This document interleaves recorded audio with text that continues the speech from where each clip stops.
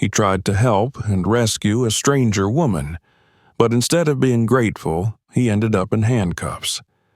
A racist officer accused him of a crime to cover up his own theft. Can truth and justice prevail? Subscribe to the channel so you don't miss new stories and give us a like. Write in the comments, where are you watching this video from? The sun hovered low in the sky, casting a dim orange hue over the streets as dusk began to settle. Jamal sat at his usual spot near the corner of a bus stop, a weathered backpack resting by his side. His clothes, though clean, showed the wear and tear of days spent outdoors, frayed cuffs, faded fabric, and shoes that had walked too many miles. Despite everything, his expression carried a strange peace, a look of acceptance born from months of survival on the streets. But beneath that serenity, memories stirred like ghosts, whispering of the life he once had. Once, Jamal had been someone. A mechanic with steady hands and a good heart, he had lived a modest life. But the factory where he worked shut down, the layoffs sudden and brutal. Weeks turned into months, and the search for new employment led nowhere. When the bills piled up and eviction notices followed, family and friends slowly distanced themselves until the streets became his only refuge. With no home to return to and no job prospects, he learned to navigate a world where indifference was often the kindest response he could hope for. Jamal took a deep breath, exhaling slowly as he scanned the familiar surroundings of the suburban street. Cars zipped by, people bustled in and out of shops, and nobody spared a second glance at the man sitting quietly on the sidewalk. The routine of it all was strangely comforting. At least out here, nothing pretended to be what it wasn't. People avoided eye contact because they didn't want to acknowledge him, and that was fine. He wasn't looking for their pity. As he adjusted the strap of his backpack, something unusual caught his attention. A white sedan, parked a little way down the road, had its engine still running and its headlights were on. But more importantly, the driver's side door was slightly ajar. From his spot, Jamal could see someone inside slumped over the steering wheel, a young woman with long, blonde hair cascading over her face. Jamal felt his pulse quicken. Something was wrong. He glanced around, hoping someone else might have noticed the same thing, but the people passing by seemed oblivious. No one was stopping to check. He knew the risks that came with getting involved, especially for someone like him. A black man, homeless and alone, approaching a white woman's car. It didn't take much imagination to figure out how that might look to others. He hesitated. His instincts screamed at him to walk away, to mind his own business. It wasn't worth the trouble. Yet, something about the way the woman was slumped over made it impossible for him to ignore. She looked lifeless, her body eerily still. Jamal got to his feet slowly, as if the movement itself was a commitment to whatever might come next. He slung his backpack over his shoulder, took a deep breath, and made his way toward the sedan. As he approached, his mind raced. What if she was just drunk? What if someone thought he was trying to steal her car? But the questions didn't matter. Someone needed help, and if no one else would do it, he would. When he reached the car, he tapped gently on the window, hoping she might stir. "Hey," he called softly through the glass. "You okay in there?" No response. Jamal looked around again, but the street was as indifferent as ever. He tried the door handle, finding it locked. Through the slightly open window, he could see a purse on the passenger seat, her phone tucked between the seats. A small bottle of water lay on the floor, half empty. Everything suggested she'd only stopped for a moment before something went terribly wrong.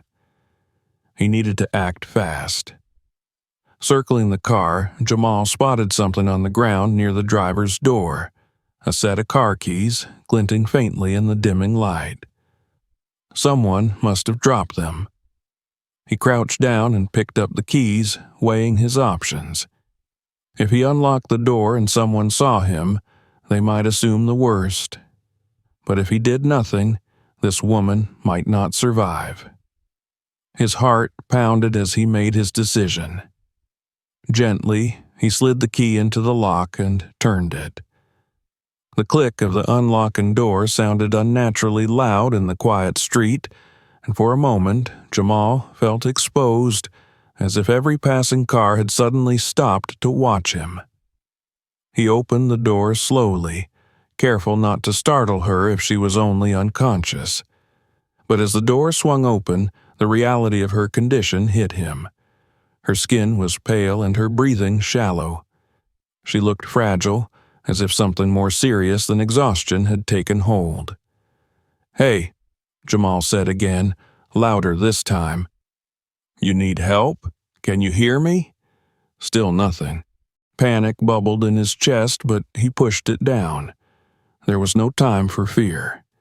He reached into the car, hesitating only for a second, and gently shook her shoulder. "Come on, wake up," he whispered urgently. Her head lolled slightly, but she remained unconscious. Jamal's mind raced through the limited options he had. Maybe he could use her phone to call for help. He reached across her, careful not to invade her personal space too much, and grabbed the phone wedged between the seats. As he pulled it free, the sudden blare of a car horn startled him, making him jump. A police cruiser had pulled up behind the sedan, its lights off, but the officer inside was already stepping out. Jamal's stomach dropped.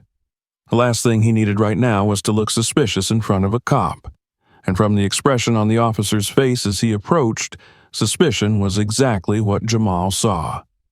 "Step away from the vehicle," the officer ordered, his voice sharp and commanding. Jamal froze, holding the phone loosely in his hand. "I was just trying to help her," he said, his voice steady but cautious. The officer, a stocky man with a crew cut and a badge that read Douglas, didn't look convinced. He approached slowly, one hand resting on the butt of his holstered gun. "Looks to me like you were trying to steal something," Douglas said with a smirk, glancing at the open car door and the phone in Jamal's hand. Jamal shook his head. "She's unconscious. I was just trying to wake her up. Maybe call for help." "Save it." Douglas cut him off, stepping closer. "Drop the phone, now." Jamal's jaw tightened, but he complied, setting the phone gently on the car seat. The weight of the situation settled on him like a heavy fog. He knew how this looked. He knew how this would go. Douglas eyed him with the practiced disdain of someone used to seeing people like Jamal as problems to be dealt with, not citizens to be protected. "Hands where I can see 'em," the officer ordered, his tone brooking no argument. Jamal slowly raised his hands, palms out. His mind raced. He had only wanted to help. How had it come to this so quickly? As Douglas circled the car, a cruel smile flickered across his face. "We'll see what the lady has to say about this when she wakes up," he muttered. Jamal knew deep down that things were only going to get worse from here, and there was nothing he could do about it. Jamal stood frozen, his hands still raised, as the weight of the moment pressed heavily on him. Officer Douglas, with his square jaw and hardened eyes, loomed over him like a judge delivering a silent verdict.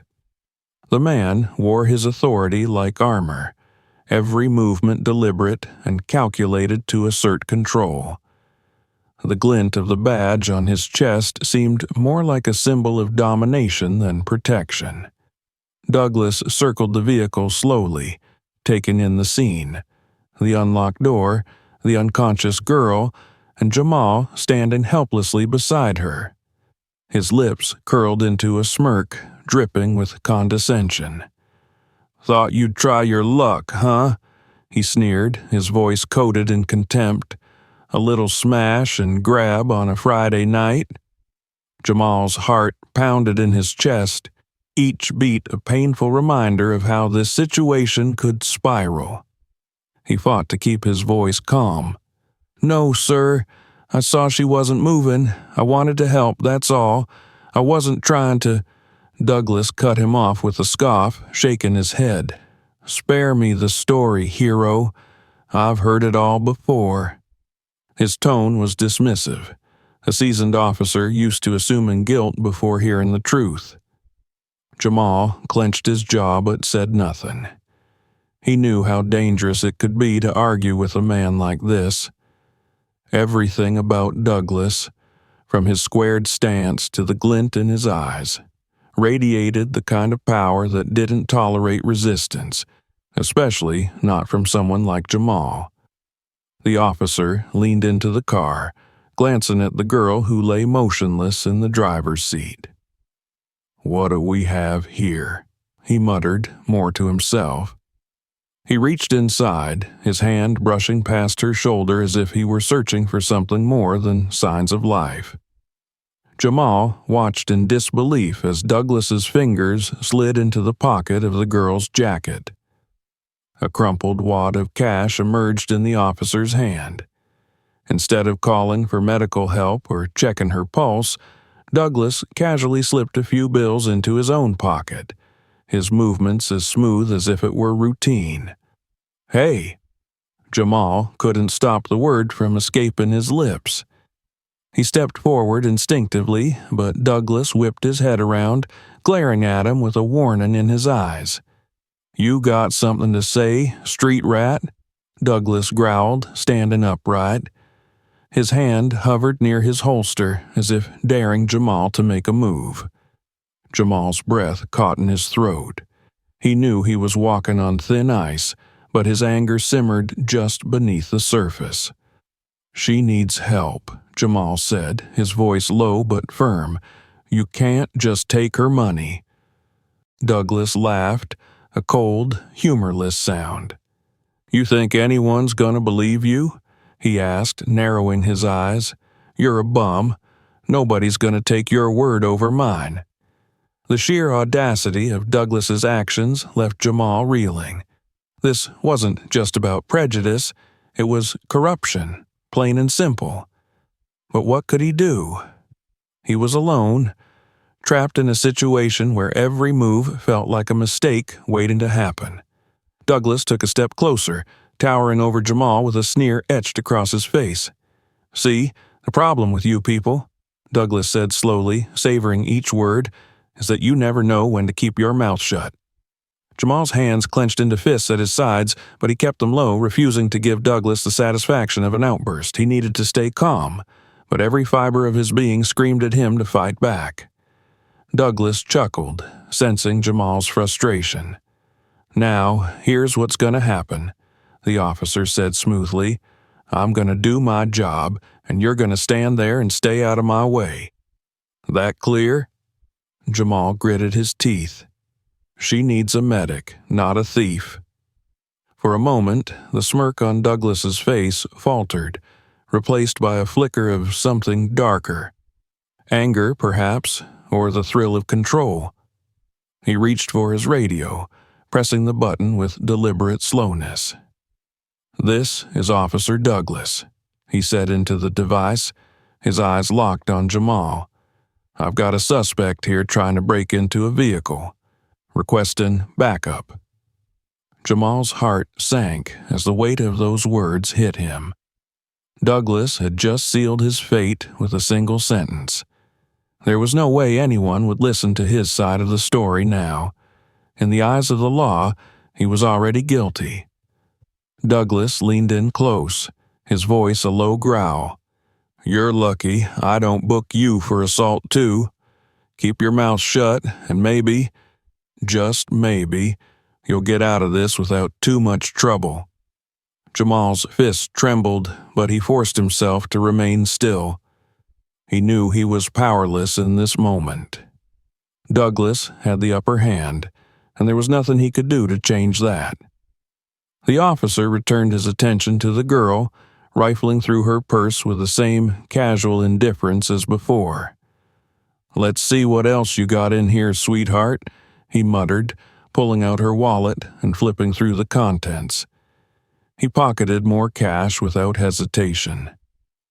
Jamal's stomach churned. This wasn't just a bad cop. This was a man who thrived on abusing his authority.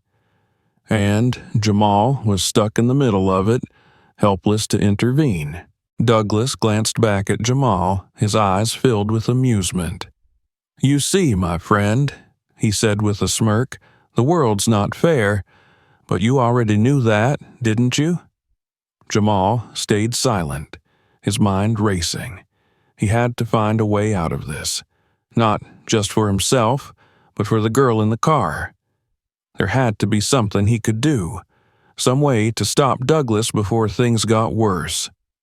But before he could act, Douglas reached into his belt and pulled out a pair of handcuffs. "Turn around," the officer ordered. Jamal hesitated for a split second, and that was all Douglas needed. With a swift, practiced motion, the officer grabbed Jamal's wrist and twisted it behind his back, slapping the cold metal cuffs onto his wrists.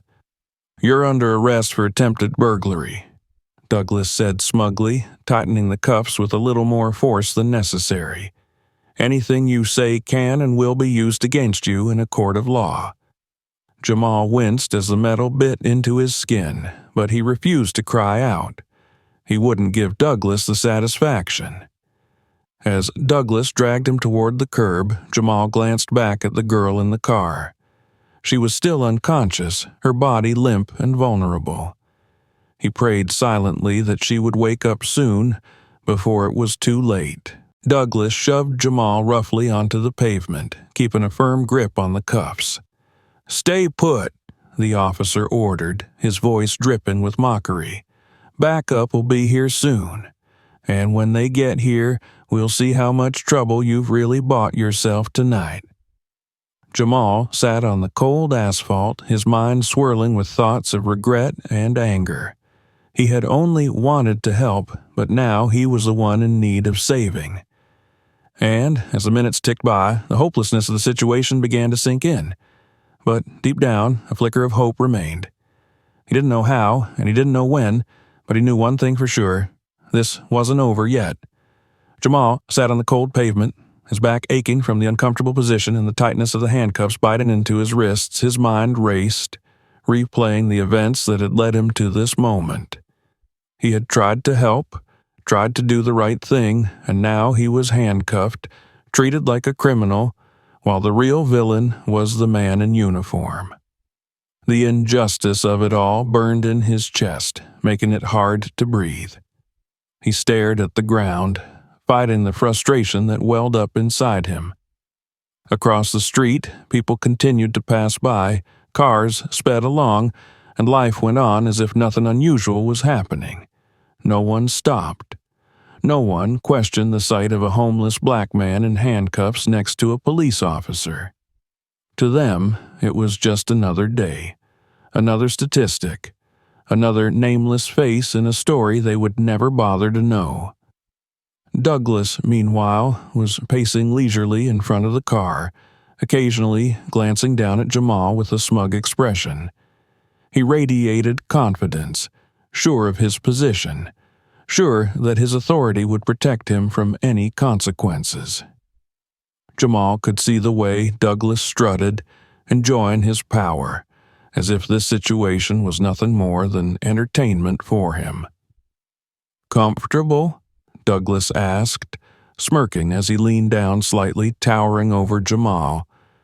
"You're gonna get real familiar with those cuffs if you keep running around trying to play hero." Jamal clenched his jaw, trying to keep his temper in check. Every muscle in his body was tense with anger and frustration, but he knew better than to let it show. He had to keep his head down, bide his time. He wasn't going to give Douglas any more reasons to push him further. "You don't know anything about me," Jamal said, his voice calm, though it was laced with the bitterness he felt inside. "I wasn't doing anything wrong." Douglas laughed, a short, mocking sound. "Oh, I think I know exactly who you are," he said, circling Jamal like a predator toying with its prey. "You think you're some kind of good Samaritan, don't you? Trying to help a damsel in distress, huh? I've seen your type before. Always trying to look innocent, but deep down, you're all the same, looking for a way to make a quick buck." Jamal's blood boiled at the insult, but he refused to rise to the bait. He knew what Douglas was doing, trying to provoke him into making a mistake. He kept his gaze steady, staring straight ahead, willing himself to stay calm. Douglas wasn't finished, though. He squatted down to Jamal's eye level, his face inches away, his expression twisted with disdain. "You know what your problem is?" Douglas said quietly, almost conversationally. "You don't know your place. If you just kept walking, none of this would have happened. But no, you had to stick your nose where it didn't belong." Jamal's heart pounded in his chest, every word fueling the fire burning inside him. He wanted to scream, to fight back, but the handcuffs reminded him of the precarious position he was in. He was already at a disadvantage, and any wrong move would only make things worse.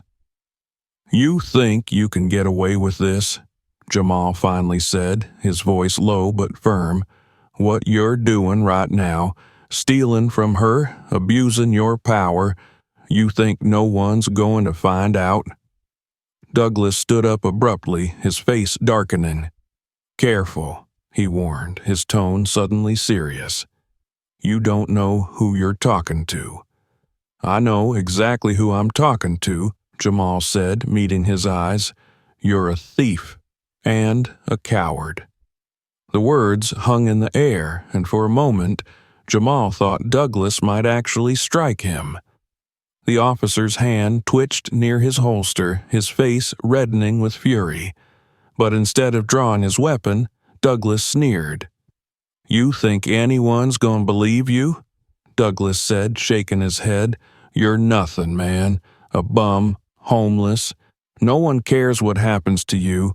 You're lucky I don't just—" He stopped short, his eyes narrowing as he seemed to reconsider his words. Jamal's heart raced. The threat was implicit, but it hung between them like a noose. He knew exactly what Douglas meant, and for a brief second, fear flickered in his chest. But he refused to back down. "You can do whatever you want of me," Jamal said, his voice steady. "But you're not going to get away with it. She's going to wake up, and when she does, she's going to know what you did." Douglas let out a short bark of laughter, though Jamal noticed a hint of uncertainty in his eyes. "You really think she's going to take your word over mine?" he asked, his tone mocking. "I'm a cop. I've got the badge. I've got the law on my side. Who's going to believe some homeless guy?" Jamal's hands tightened into fists behind his back, the cold metal of the cuffs biting into his skin. He knew Douglas was right about one thing. The odds were stacked against him, but he also knew the truth, and in that moment, it gave him strength. "She will," Jamal said quietly but confidently. "She'll know." Douglas scoffed, but Jamal saw a flicker of doubt in his expression. The officer straightened up and took a step back, his hands resting on his hips as he surveyed the scene again. Jamal could see him thinking, trying to decide how to handle this. Before either of them could say anything more, a faint sound came from inside the car. Jamal's heart skipped a beat as he turned his head, looking towards the girl in the driver's seat. Her body shifted slightly, and a soft groan escaped her lips. She was waking up. Douglas noticed it too. His posture stiffened, and his expression shifted from smugness to annoyance. He had been counting on her remaining unconscious for a while longer. "Stay here," Douglas ordered, as if Jamal had any choice in the matter, before turning his attention to the girl. Jamal watched as Douglas leaned into the car again, his demeanor shifting back to one of concern, a performance for the girl, no doubt. "Ma'am?" Douglas called gently, his voice now coated with fake sympathy. "Can you hear me? You've been through an ordeal. We need to get you some help." Jamal couldn't believe the audacity. Douglas had just spent the last few minutes robbing her, and now he was playing the hero. It made Jamal sick to his stomach. The girl stirred again, her eyes fluttering open. She blinked, disoriented and confused, as she tried to make sense of her surroundings. Douglas moved closer, putting on the mask of a concerned officer. "You're safe now," Douglas said smoothly. "I'm Officer Douglas. I found this man here trying to rob you, but don't worry, I've taken care of it. We'll get you the help you need." Jamal's heart sank as he realized what Douglas was doing. He was setting up the narrative, framing Jamal as the criminal before the girl even had a chance to process what was happening. "That's not true," Jamal called out, unable to stay silent any longer. "I was trying to help you. He's the one who—" "Shut it," Douglas snapped, spinning around to glare at Jamal. "One more word out of you, and you'll be facing assault charges, too." Jamal bit his tongue, his anger boiling over. He knew he was walking a fine line, but the injustice of it all was unbearable. He had been the one trying to help, yet here he was, handcuffed on the ground while Douglas spun his web of lies. The girl blinked again, clearly still groggy and not fully understanding what was going on. She glanced between Douglas and Jamal, confusion evident on her face. "Wait," she mumbled, her voice weak. "What happened? I don't remember." "Don't worry about it," Douglas said smoothly, flashing her a reassuring smile. "You've been through a lot. We'll take care of everything." But as the girl shifted in her seat, something caught her eye. Her phone, which lay on the passenger seat next to her. Her brow furrowed slightly, as if trying to remember something important. Jamal noticed the change in her expression and felt a surge of hope. Maybe, just maybe, she would remember what had happened. Maybe she would look at her phone and see the truth. Douglas, however, seemed to sense the same shift. His smile faltered for a brief moment, and his gaze flickered toward the phone. He was beginning to realize that his plan wasn't as airtight as he thought. For the first time since the encounter had begun, Jamal saw a glimmer of doubt in Douglas's eyes. And that gave him hope. The truth was still out there, and as long as the girl had her phone, there was a chance. A chance for Jamal to prove his innocence and expose Douglas for what he really was. The air was thick with tension as Jamal watched the girl in the driver's seat slowly begin to regain her senses. Every second felt like an eternity, his mind racing with possibilities. He could see the confusion in her eyes, the way she squinted at the harsh light of the street lamps that flickered on as dusk turned to night. Her fingers trembled slightly as they grazed the surface of her phone, and, for a fleeting moment, Jamal allowed himself to hope that maybe, just maybe, the truth would come out. Douglas, however, was already moving to solidify his narrative. His entire demeanor shifted into the practiced professionalism of an officer in control. His hand was still resting lightly on the holster at his hip, the weight of the gun there a silent reminder of the power he held. He leaned into the car with a concerned expression plastered on his face, the same one that had already sold his story to so many before. "Miss, I need you to stay calm," he said smoothly, his voice now dripping with false empathy. "You've been through a rough time, but you're safe now. The girl blinked, her brows knitting together in confusion. What happened?" she asked, her voice shaky and weak. She tried to sit up straighter in her seat, wincing from a dull pain in her head. Jamal could see the panic starting to set in as she became more aware of her surroundings and of the two men standing by her car. Douglas didn't miss a beat. He had rehearsed this role 100 times. "You passed out behind the wheel. Lucky for you, I came by just in time. I stopped this man." He pointed toward Jamal, who was still sitting on the curb, his hands bound by cold steel, before he could do any harm. Jamal's breath caught in his throat as Douglas spun his web of lies with the same casual ease as someone telling a bedtime story. He wanted to scream, to shout his innocence, but he knew it wouldn't help. Not now. Not with Douglas standing there, spinning the narrative faster than Jamal could untangle it. The girl turned her head toward Jamal, her face pale and drawn, still dazed from her recent unconsciousness. Her eyes were wide with confusion and fear, but Jamal could see that she was trying to make sense of the situation. "Harm?" she stammered, her voice barely above a whisper. "What do you mean? Who is he?" Before Jamal could even open his mouth to explain, Douglas stepped in, blocking any chance of a defense. "Don't worry about him," Douglas said, his voice low and reassuring. "I've already taken care of it. He was trying to break into your car when I arrived. But you're safe now."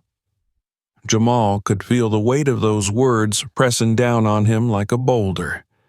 His hands clenched into fists behind his back, the metal cuffs digging deeper into his wrists. "That's not what happened," he said firmly, his voice steady despite the rising anger in his chest. "I was trying to help you. You were passed out, and I was trying to wake you up." Douglas turned to him with a sneer, his face twisted in mockery. "Sure you were," he said, the sarcasm thick in his tone. "Because a guy like you just happened to be in the right place at the right time, right? Just trying to be the hero." Jamal bit his tongue, trying to keep his composure.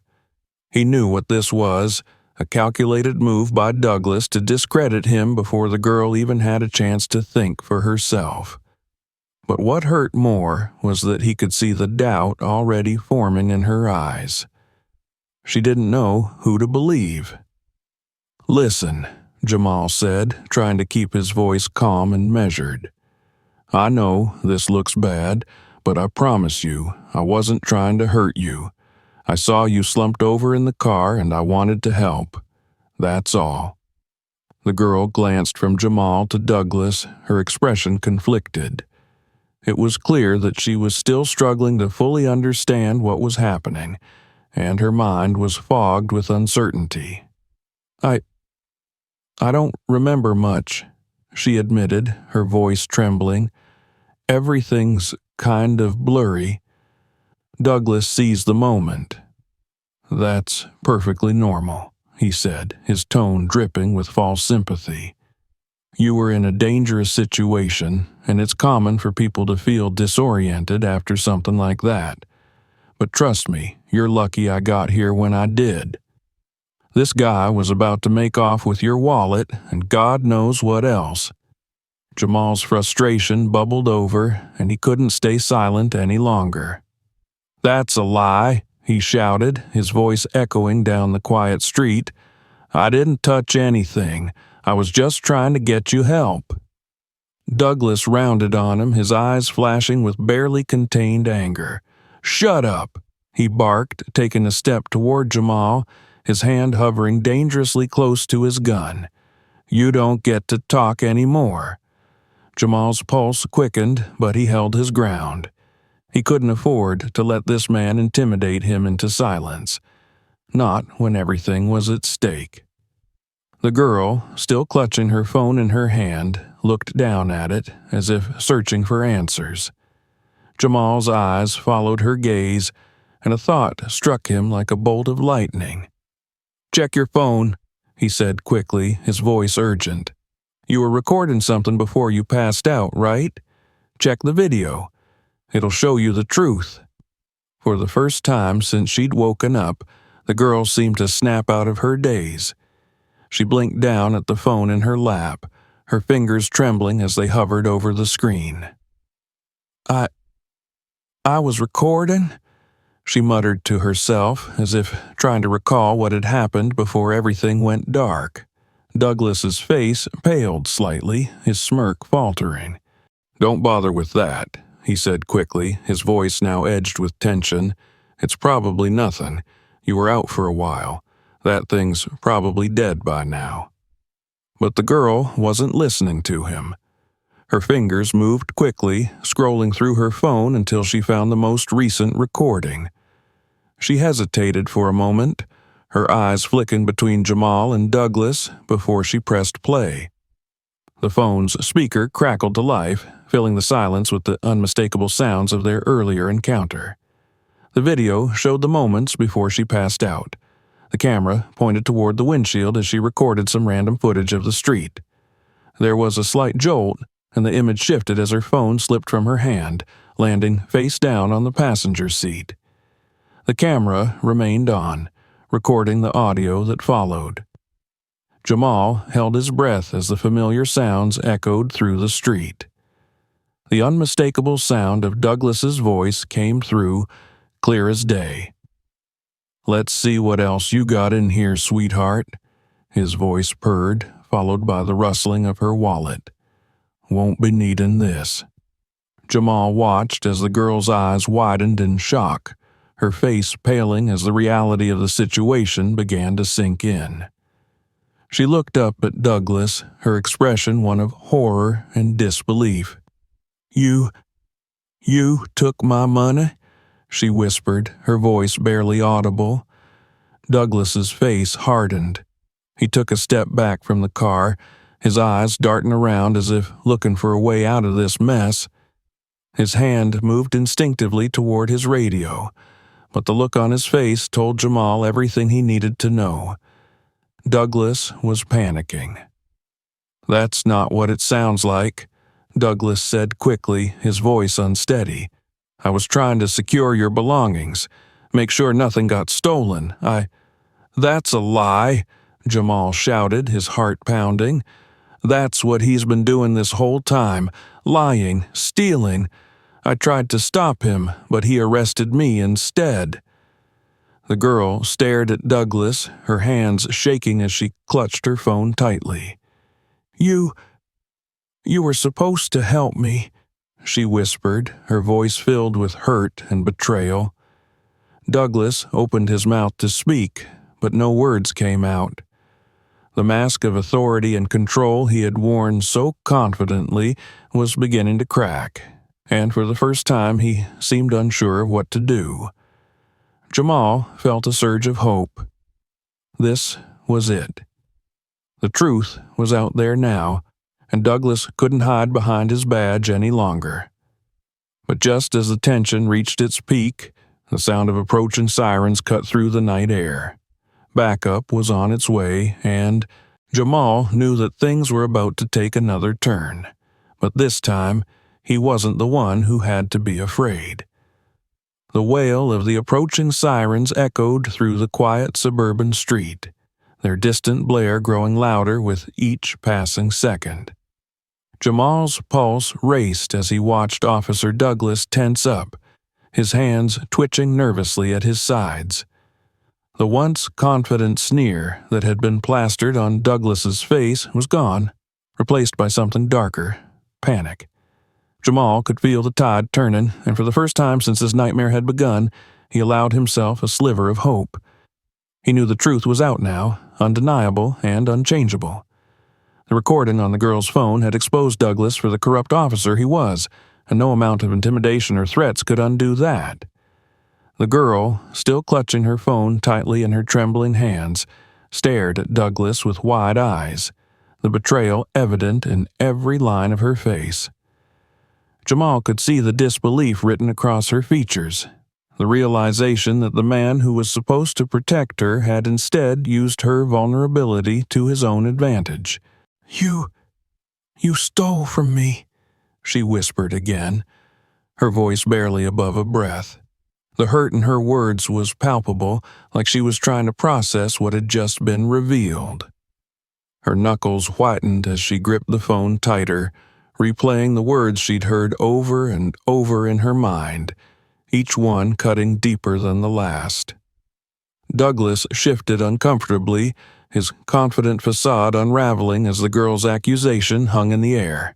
His eyes darted to Jamal, then back to her, his lips pressed into a thin line as he tried to regain control of the situation. But the damage was done, and the recording had already spoken louder than any words he could muster. "Miss, you don't understand," Douglas began, his voice strained. He took a step towards the car, trying to adopt a tone of authority again. "I was just securing your belongings. It's standard procedure." "That's not true." Jamal's voice rang out, cutting through the tension like a knife. He could feel the weight of the handcuffs biting into his wrists, but the truth gave him strength. He wasn't going to let Douglas get away with this. Not now. "You heard him," Jamal continued, his eyes locked on the girl. "He was stealing from you. He lied about everything, and when I tried to stop him, he put the blame on me."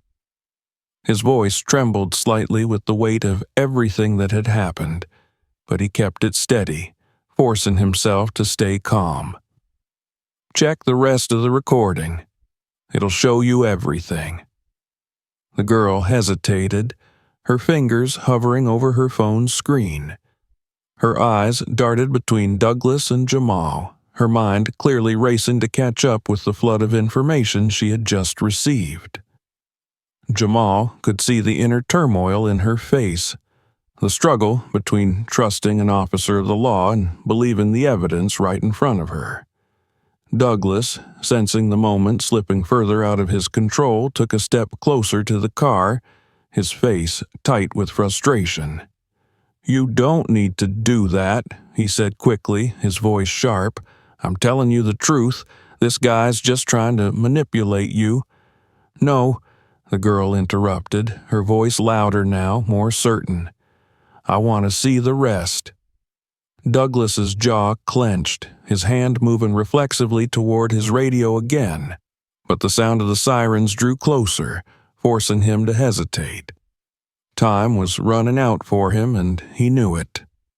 With shaking fingers, the girl hit play on her phone again, this time letting the recording continue past where it had ended before. The crackling audio filled the air once more, the muffled sounds of Jamal's voice, the rustling of wallets and cash, and then Douglas's unmistakable words, "Won't be needin' this anymore." The girl's face paled as the recording continued, and the full extent of Douglas's actions became clear. She covered her mouth with her free hand, her wide eyes brimming with shock. You lied," she whispered, her voice breaking. Douglas opened his mouth to protest, but no words came out. His once proud stance seemed to deflate as the reality of his situation set in. Jamal could see the fear creeping into his expression, the realization that his power, his badge, would no longer protect him. "That's enough," a new voice called out, sharp and authoritative, cutting through the tension like a blade. Two police cruisers pulled up to the scene, their flashing lights casting a blue and red glow over everything. Several officers, including a commanding officer, stepped out, quickly assessing the situation. The lead officer, a tall man with salt and pepper hair and a stern face, strode towards Douglas with purpose, his eyes narrowing as he took in the scene. "Douglas," he said, his voice clipped, "what's going on here?" Douglas's hand hovered near his radio, but the weight of the moment had drained the fight out of him. "Chief," he stammered, trying to gather his thoughts, I was handling a situation. This guy, He gestured vaguely toward Jamal. He was trying to break into the car. I stopped him. Everything's under control. The chief's cold gaze shifted from Douglas to Jamal and then to the girl in the driver's seat. He seemed to take in every detail, his sharp eyes missing nothing. "Is that so?" he asked slowly, his voice laced with suspicion. "Miss, is that what happened?" The girl's voice trembled as she answered, still holding her phone tightly in her hands. "No," she said quietly but firmly. "He's lying. I have everything recorded on my phone. He was stealing from me, and Jamal," she glanced at Jamal, her eyes filled with gratitude, "was trying to help me. He saved me." Jamal felt a wave of relief wash over him at her words, though he stayed silent, not wanting to provoke Douglas any further. He knew that things could still go wrong, but at least now the truth was out. The chief's expression hardened, and he stepped closer to Douglas. "Is that right?" he asked, his tone icy. He extended his hand toward the girl. "Let me see the recording." With shaking hands, she handed him the phone. The chief played the audio, his face unreadable as the damning evidence unfolded before him. As the final words of the recording played out, he lowered the phone and looked at Douglas, his eyes cold and unyielding. "Douglas," the chief said quietly, "you're under arrest."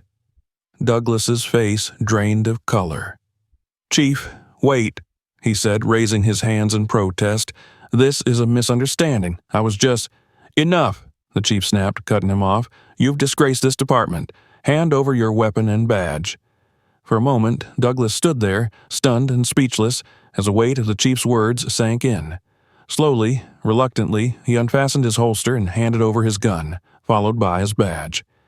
The other officers moved in, placing Douglas in handcuffs, the very same cuffs he had used to restrain Jamal not long ago. Jamal watched, unable to suppress the satisfaction he felt at the sight of Douglas being led away in disgrace. The officer who had tormented him, who had tried to frame him for a crime he didn't commit, was finally facing justice. It was a small victory, but it felt monumental in that moment. As Douglas was escorted to one of the police cruisers, the chief turned to Jamal. "I'm sorry for what you've been through," he said, his tone softer now. "We'll make sure everything is set right." He motioned for another officer to release Jamal from the handcuffs. As the cold metal fell away from his wrists, Jamal rubbed his sore skin, feeling the relief of freedom washing over him. He nodded silently in acknowledgement, though he knew the damage had already been done. No apology could erase the pain of the injustice he had faced, but at least for now he was free. The girl stepped out of the car, her face still pale but filled with determination. She walked over to Jamal, her eyes filled with gratitude. "Thank you," she said softly, her voice breaking slightly. "I don't know what would have happened if you hadn't been there." Jamal looked at her, his heart heavy with the weight of everything that had happened. "You don't have to thank me," he said quietly. "I just did what I thought was right." She shook her head, tears brimming in her eyes. "No, really, you saved me, and I'll make sure everyone knows what really happened." Jamal nodded, a small, weary smile forming on his lips. For the first time in a long while, he felt like things might just turn out okay. As the police began to clear the scene and Douglas was driven away in the back of a squad car, Jamal stood in the middle of the street, his mind reeling from the whirlwind of events. The truth had come to light, and justice had been served. But the battle wasn't over yet. He knew that, but at least for tonight, he had won. Jamal stood in the middle of the street, his wrists still sore from the handcuffs that had bound him for what felt like an eternity. As the police car carrying Douglas faded into the distance, the weight of everything that had just transpired settled on him like a heavy fog. The girl, still pale and shaken, lingered nearby, clutching her phone as if it were a lifeline. The flashing lights of the remaining police cars illuminated the scene, casting a strange glow over the night. The other officers moved with quiet efficiency, their attention now focused on securing the scene and dealing with the fallout of Douglas's arrest. Jamal could hear snippets of their conversations, murmured words of disbelief and concern. It wasn't every day that one of their own was taken down, and the air was thick with the tension of it all. The commanding officer who had orchestrated Douglas's arrest approached Jamal again, his face still stern, but carrying a hint of something softer.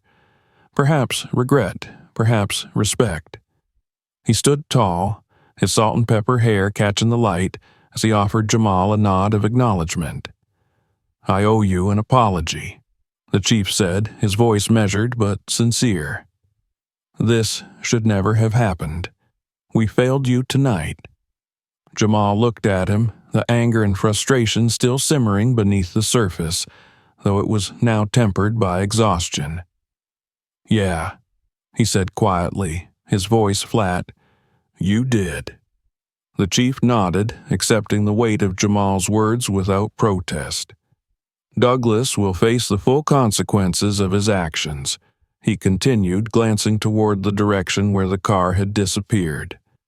"There's no place in this department for what he did." Jamal wasn't sure if he believed the words entirely, but he appreciated the gesture. He had seen too much in his life to trust the system blindly. He had lived through too many moments where people in power had abused it, knowing they would likely get away with it. But for once, it seemed like justice had a chance. One of the younger officers approached Jamal, holding a small bottle of water and a blanket. "Here," the officer said quietly, handing them over. "You should take a moment to rest."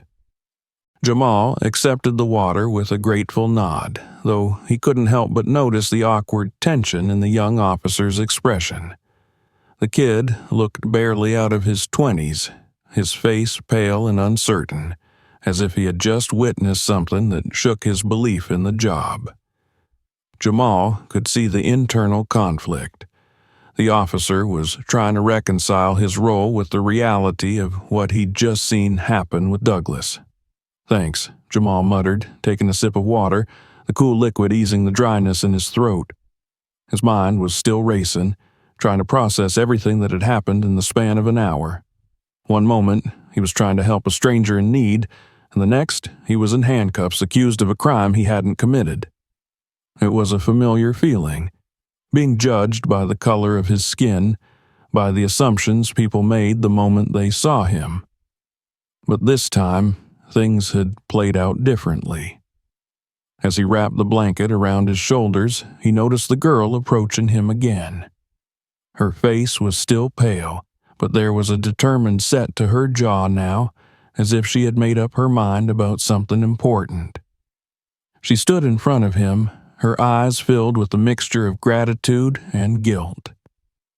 I'm sorry," she said softly, her voice trembling slightly. "For everything. I didn't know what was happening at first. I didn't know if I could trust you, and I'm sorry you had to go through that." Jamal shook his head, brushing off her apology. "You don't have to apologize," he said, his voice tired but kind. "It wasn't your fault. You were just as much a victim as I was." She bit her lip, her eyes glistening with unshed tears. "But you didn't deserve any of that. And if I hadn't been able to show them the recording, I don't know what would have happened." Jamal shrugged slightly, the weight of the night still pressing down on him. "I've been through worse," he said, though the words felt hollow. "It's just the way things are sometimes." The girl's eyes flashed with anger, not at him, but at the injustice of it all. "It shouldn't be that way," she said fiercely. "You deserve better, and I'm going to make sure people know what really happened tonight. You shouldn't have to keep going through this." Jamal offered her a tired smile, though he wasn't sure how much he believed in her promise. People always said they would make things right, but change rarely came quickly, if it came at all. Still, he appreciated her words, even if they felt like they were more for her own comfort than his. "Thanks," he said simply, nodding in her direction, "but you don't need to do that for me." She shook her head, her expression resolute. "I'm not just doing it for you.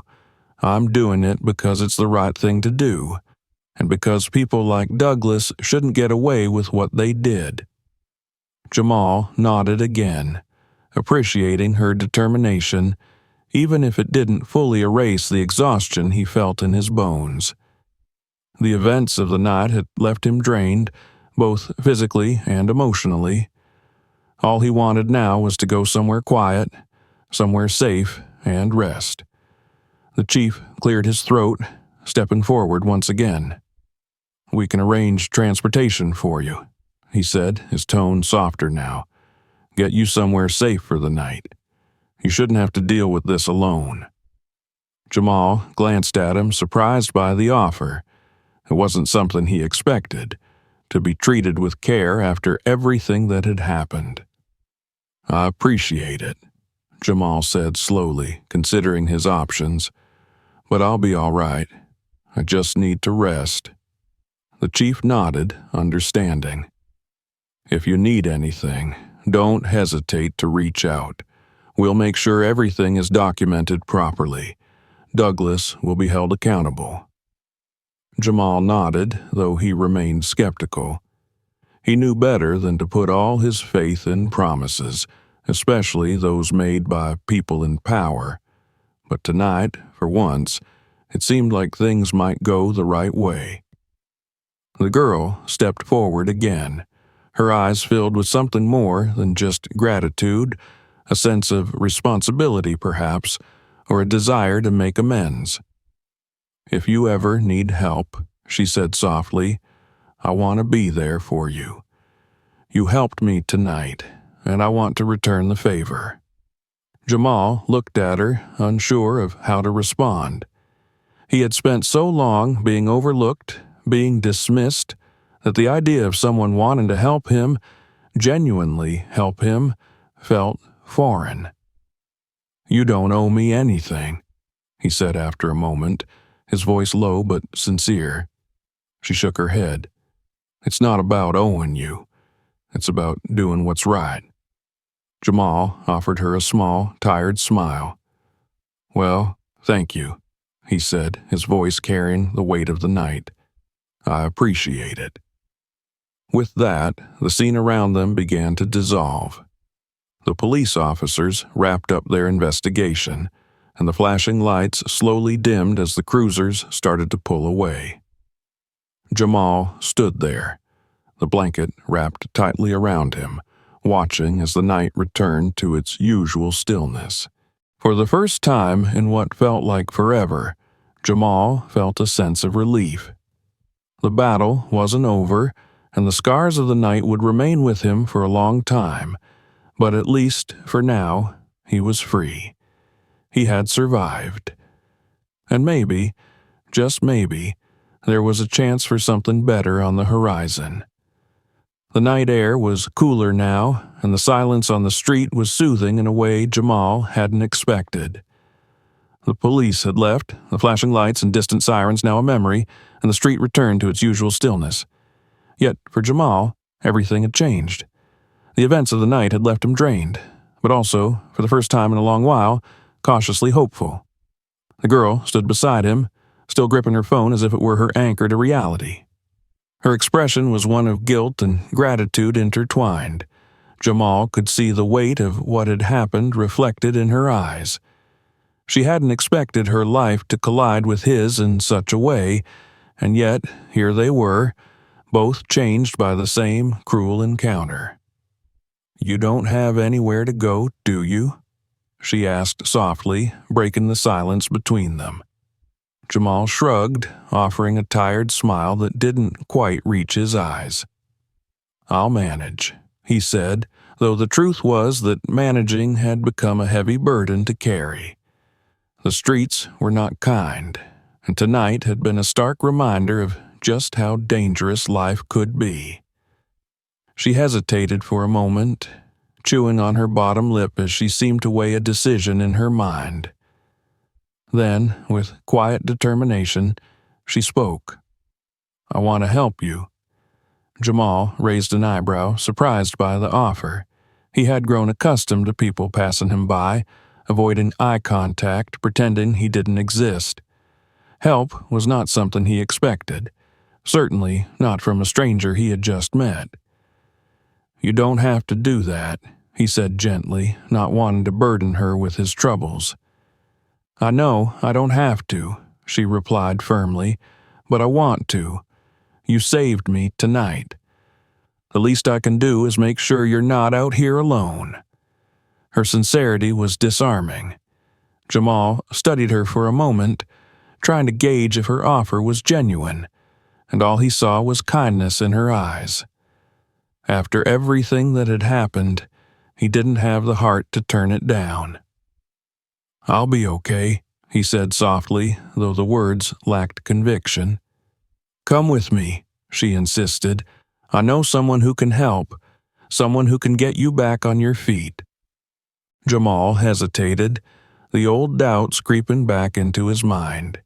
He had been let down too many times before, promises broken like shards of glass cutting into his hopes. But something about her felt different. She didn't just feel sorry for him, she genuinely wanted to help. He exhaled slowly, nodding. All right, he said quietly. Let's see where this goes. She smiled, relief washing over her features, and motioned for him to follow her. I'll call a friend, she said, already dialing a number on her phone. He runs a nonprofit that helps people get back on their feet. They can find you a place to stay, and maybe even help with a job. Jamal walked beside her, the blanket still draped over his shoulders like a protective shield. For the first time in months, he felt lighter, as if a small weight had been lifted off his chest. He didn't know what tomorrow would bring, but at least tonight, he wasn't alone. They reached the curb where a rideshare car pulled up to take them away from the scene of the night's events. As Jamal slid into the back seat, he felt an odd sense of peace, a strange but welcome feeling that maybe, just maybe, things could change.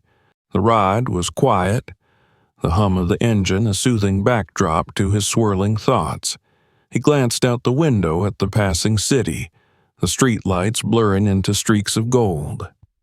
For so long, these streets had felt like a prison, a maze he couldn't escape. But now, with this girl sitting beside him, they seemed to hold a glimmer of possibility. They pulled up to a modest office building on a quiet street, the sign above the door reading Second Chance Community Center.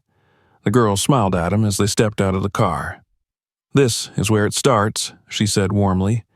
Jamal followed her inside, where they were greeted by a middle-aged man with kind eyes and a reassuring smile. We've been expecting you, the man said, extending a hand toward Jamal. Welcome to your new beginning. Jamal shook the man's hand, a sense of disbelief washing over him.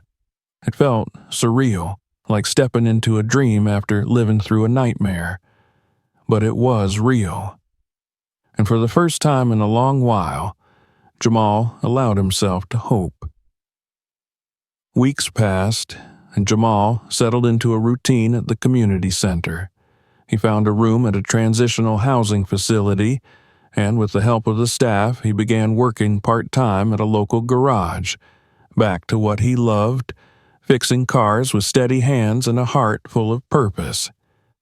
The girl, whose name he learned was Emily, visited often, checking in on him and offering her support. Their friendship grew naturally, built on mutual respect and the shared experience of that fateful night. She introduced him to people in her network, opening doors he never thought possible. Jamal's life was far from perfect, but it was no longer defined by the street corners he once called home. With each passing day, he felt more like himself, like the man he used to be before everything fell apart. One afternoon, as Jamal finished up his shift at the garage, he noticed a familiar figure standing near the entrance. It was one of the officers who had witnessed Douglas's arrest, the same young officer who had handed Jamal the water and blanket that night. The officer approached Jamal with a hesitant smile. "I just wanted to say, I'm glad things worked out for you," he said awkwardly. "You deserved better than what happened." Jamal nodded, appreciating the sentiment. "Thanks," he said simply. "I hope things change, for all of us." The officer nodded in agreement, a flicker of understanding passing between them. "Me too," he said before turning and walking away. As the officer disappeared down the street, Jamal stood quietly, reflecting on the strange twists and turns life had taken. He knew the world was still flawed, still full of people like Douglas who abused their power. But he also knew that change was possible, and that every small act of kindness, every chance encounter, could make a difference. He looked around the bustling street, the sounds of life filling the air. For the first time in a long time, the city didn't feel so cold. It felt like a place where second chances were real, where hope could bloom even in the darkest corners. And with that thought in mind, Jamal smiled, a quiet, content smile that carried the weight of everything he had endured and the promise of everything still to come. Thank you for watching to the end. Don't forget to subscribe to the channel so you don't miss new stories. Give it a like if you liked it, and write in the comments what you think about this story. We've got lots of other exciting videos, so get on to the next one.